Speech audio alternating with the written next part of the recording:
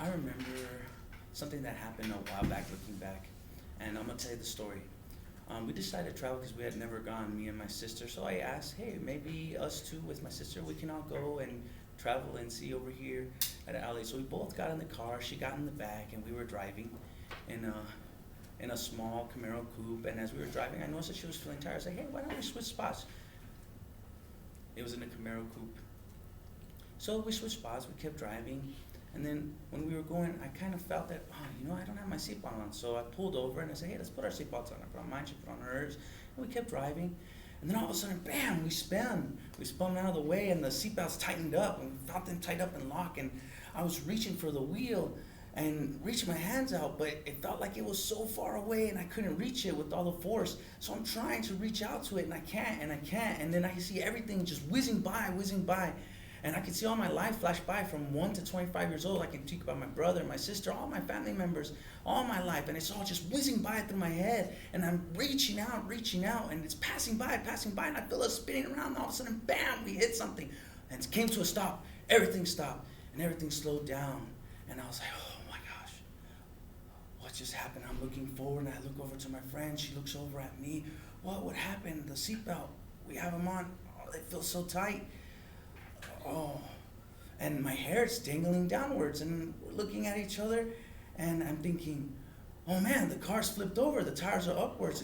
What if something were to explode? Man, you know what? I need to get out. So I tried hard to undo my seatbelt, and I'm trying, and then when I fell down and got out, I was able to look back and see what was going on. I saw my sister; she was contorted in the back, and I'm trying to struggle to move around, and I tap my sister, say, hey, don't panic, it's okay. I'm gonna try to get out, and I'm pushing at the door, but since the car is flipped over and something's pressed up against it, I'm pushing really, really hard against the door, and I can't do it, but I have to, and I managed to creak the door open a little bit and push myself through the opening, and I get out, and I kind of stumble around and seeing what's going on, and I see the car, and I'm like, okay, hey, go ahead and get out, you as well. And so she's able to get out too through the little slit through the door. She's pushing her way out, and okay, she's out, and I'm like, okay, fine.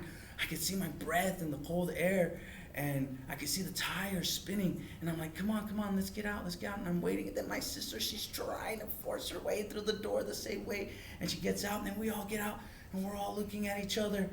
Oh, wow, we're taking a couple of steps back, and we're looking at each other. It's just empty, it's dark, and it's cold snow, and we're all looking at each other. Are you okay?